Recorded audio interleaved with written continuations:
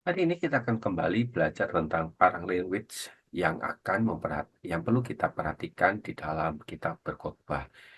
Kita akan menunjukkan bagaimana aspek-aspek nonverbal di dalam komunikasi.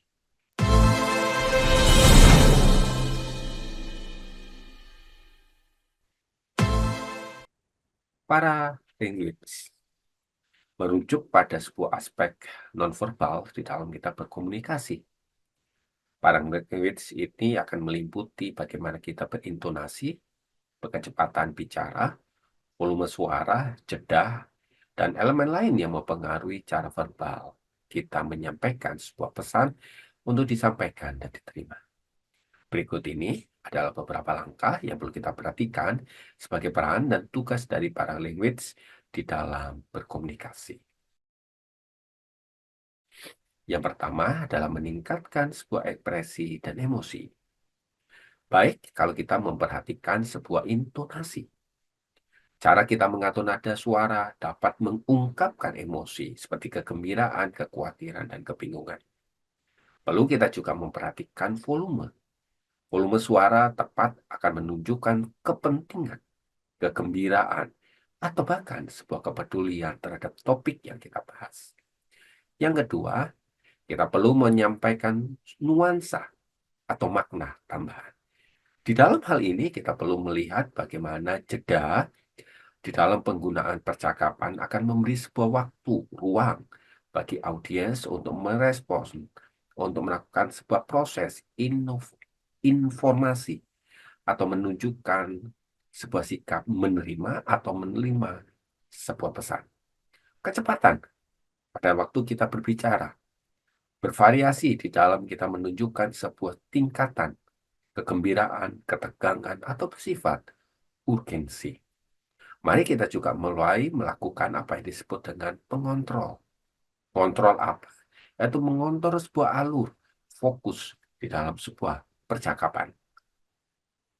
Faktor-faktor yang perlu kita perhatikan di dalam hal mengontrol alur dan fokus percakapan ini seperti penggunaan jeda. Jeda yang tepat dapat digunakan untuk memberi sebuah kesempatan kepada audiens untuk menanggapi atau merespon serta mempertahankan fokus di dalam sebuah percakapan. Intonasi. Mengubah intonasi bisa digunakan untuk menekankan poin-poin, kunci-kunci yang penting untuk mengalurkan sebuah alur percakapan. Membuat komunikasi yang lebih menarik dan dinamis. Misalnya, kita mulai menggunakan hal-hal yang membantu dan mempertahankan perhatian audiens. Hal ini disebut sebagai variasi. Tetapi yang perlu juga kita perhatikan di dalam membuat komunikasi yang lebih menarik dan dinamis adalah ekspresivitas. Ekspresivitas di dalam language ini bisa meningkatkan daya komunikasi, memberi sebuah pesan yang lebih kuat dan lebih berkesan.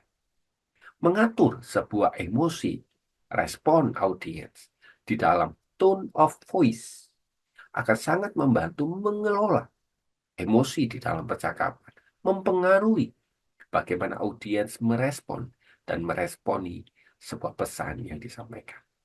Perlu juga kita perhatikan di dalam faktor mengatur emosi ini adalah kejelasan dan kesabaran.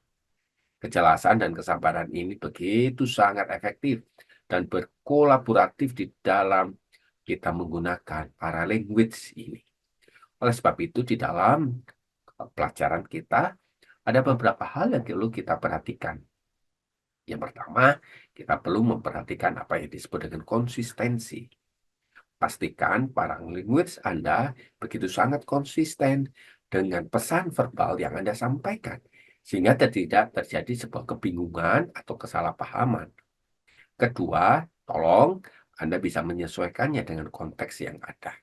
Kesesuaian para language dengan konteks komunikasi, seperti situasi formal atau informal, untuk menciptakan sebuah keterbukaan dan keberhasilan. Feedback di dalam language ini akan mendapatkan sebuah peran yang begitu sangat penting. Karena kita akan ditunjukkan bagaimana sebuah pemahaman dan respon terhadap orang lain, terhadap pesan yang Anda kirim kepada diri orang lain. Latihan, kesadaran diri, akan menggunakan paralinguis ini secara efektif. Berlatihlah di depan cermin atau merekam diri Anda. Bahkan Anda bisa memberikan sebuah mentor untuk memberi koreksi-koreksi bagaimana faktor-faktor apa yang perlu Anda perbarui, yang perlu Anda dibenahi, sehingga komunikasi Anda begitu sangat utuh.